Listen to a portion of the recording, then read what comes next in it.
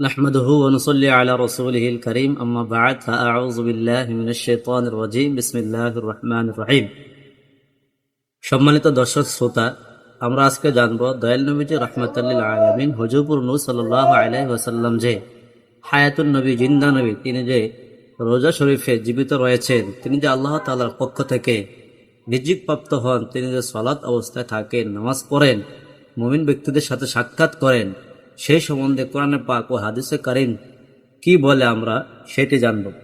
আল্লাহ তাআলা পবিত্র কোরআনে পাকে বলেন, ওয়ালা তাকুলু লিমান ইউকতালু ফি সাবিলিল্লাহি আমওয়াত বাল আহইয়াউ ওয়ালাকিন লা তাশউরুন। যেসব লোককে আল্লাহর রাস্তায় শহীদ হয়েছেন, যেসব লোক আল্লাহর রাস্তায় শহীদ হয়েছেন তাদেরকে তোমরা মৃত বলো না, বরং তারা জীবিত রয়েছেন।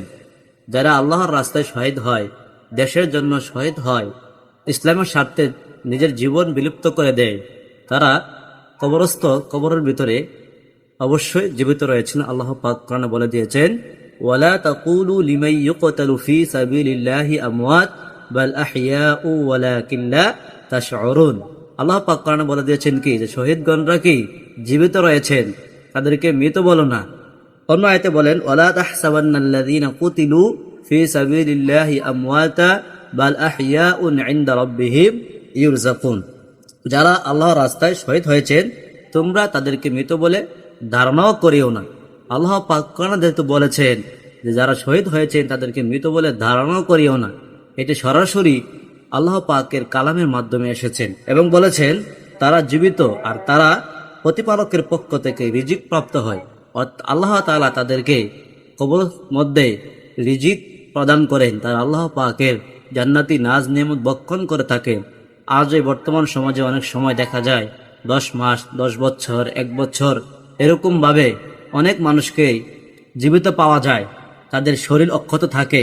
তাদের জন্য আল্লাহ পাক অন্য জায়গায় বলেছেন, রাসূল সাল্লাল্লাহু আলাইহি ওয়াসাল্লামের মাধ্যমে বলেছেন যে যারা শহীদ হয়েছেন, আল্লাহর রাস্তায় যারা শহীদ হয়েছেন তাদেরকে মাটি খাওয়া আল্লাহর হুকুমে হারাম করে দিয়েছেন।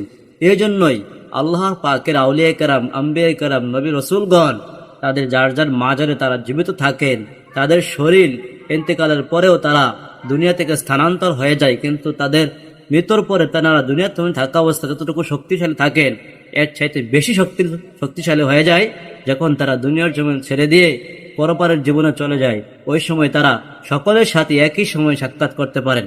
এই আয়াত দ্বারা সুস্পষ্ট প্রমাণিত হয় যে আল্লাহ পাকের আউলিয়া কেরাম যারা শহীদ হয়েছে সকলেই কি কবর শরীফে জীবিত থাকেন, জীবিত রয়েছেন, তারা আল্লাহ পাকের পক্ষ থেকে রিজিক প্রাপ্ত হয়। একদিন হযরত আয়েশা রাদিয়াল্লাহু তাআলা আনহা থেকে বর্ণিত, তিনি বলেন, নবীজি বলেছেন যে হ্যাঁ আয়েশা, তুমি কি জানো আমি যে খাইবরের যুদ্ধে খাইবরের মাঠে যে বিষ পান করেছিলাম, আমাকে যে বিষ পান করিয়েছিল, সেই বিষ পানের কারণে আমি আজও সেই বিষের ব্যথা অনুভব করি এবং রক কাটার নে আমি ব্যথা অনুভব করি। রাসূল সাল্লাল্লাহু আলাইহি ওয়াসাল্লামের ইন্তেকালের কারণ ছিল এটি। সেই জন্য নবীজিও কি সর্বোত্তম শহীদ হয়েছেন, আর নবীজি সাল্লাল্লাহু আলাইহি ওয়াসাল্লাম সর্বোত্তম নবী হওয়ার কারণে আমরা হয়েছি সর্বোত্তম উম্মত।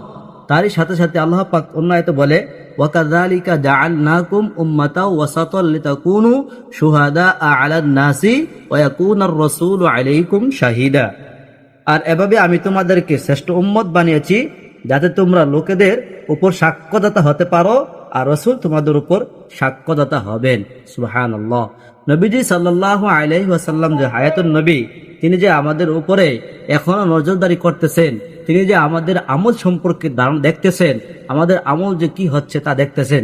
আমাদের আমল যদি বদ হয় অর্থাৎ খারাপ আমল হয়, তাহলে বৃহস্পতিবার রাতে এবং শুক্রবার রাত্রে অর্থাৎ শুক্রবারের দিন এবং সোমবারের দিনে আমাদের আমলনামা নবীজি সাল্লাল্লাহু আলাইহি ওয়াসাল্লামের কাছে পৌঁছে এবং তিনি দেখে যদি খুশি হয় তাহলে আল্লাহ তাআলার প্রশংসা করে, আর যদি আমাদের আমলনামা দেখে যদি তিনি ব্যথিত হয়, দুঃখ হয় তিনার, তাহলে তিনি আমাদের জন্য ক্ষমা প্রার্থনা করেন।